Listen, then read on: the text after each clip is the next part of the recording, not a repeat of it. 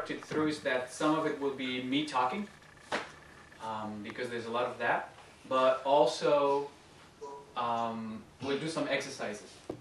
So you'll get kind of a hands-on, what are they talking about, why is this important, what does this do for me?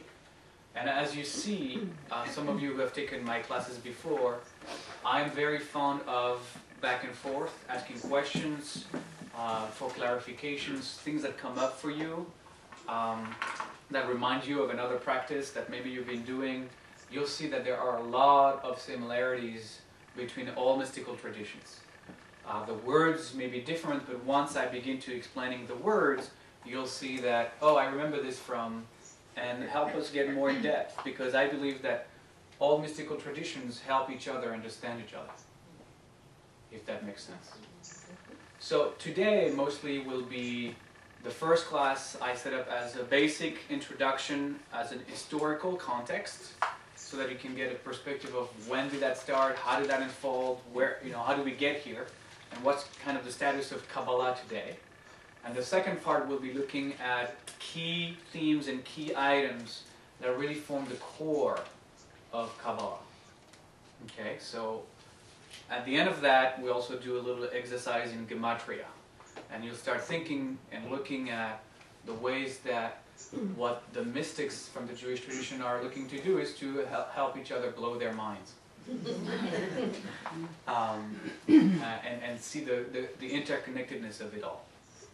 Okay? So even if the word Gematria right now makes absolutely no sense, hopefully by tonight you'll have a little idea of what that does and what that is. So let me start by saying that the word Kabbalah itself is the designated term that includes the entire Jewish mystical tradition.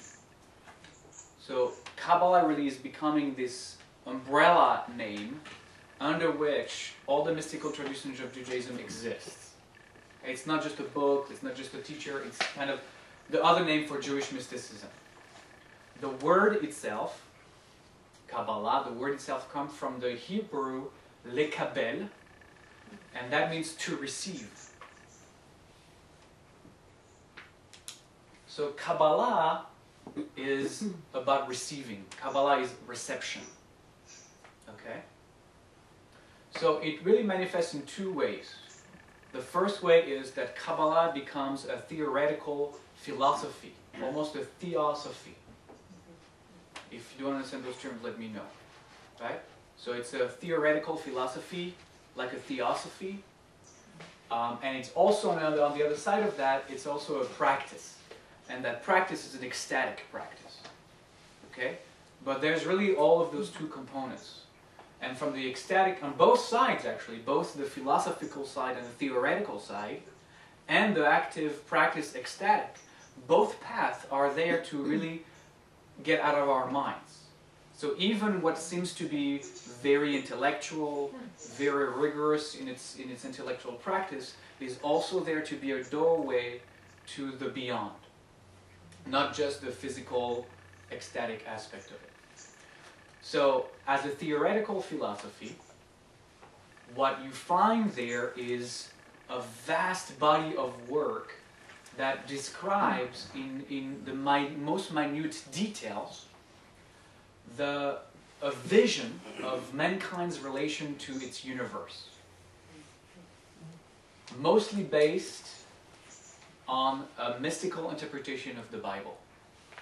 That the core text of Kabbalah still is Torah, and more than the Torah, also the book of prophets. So I said the word Bible because it includes more than just Torah. Okay? So that's from the philosophical, theosophical perspective. On the ecstatic spiritual perspective, from that practice, it offers metaphysical texts to study, such as, here specifically you would have the vision of Ezekiel, for example, and the chariot, I'm going to talk about very shortly. And also specific methods and specific practices to help us transcend our ego state of consciousness. And the goal of it is to find the light. And we'll see the theme of light, to find the light within ourselves. So some of the techniques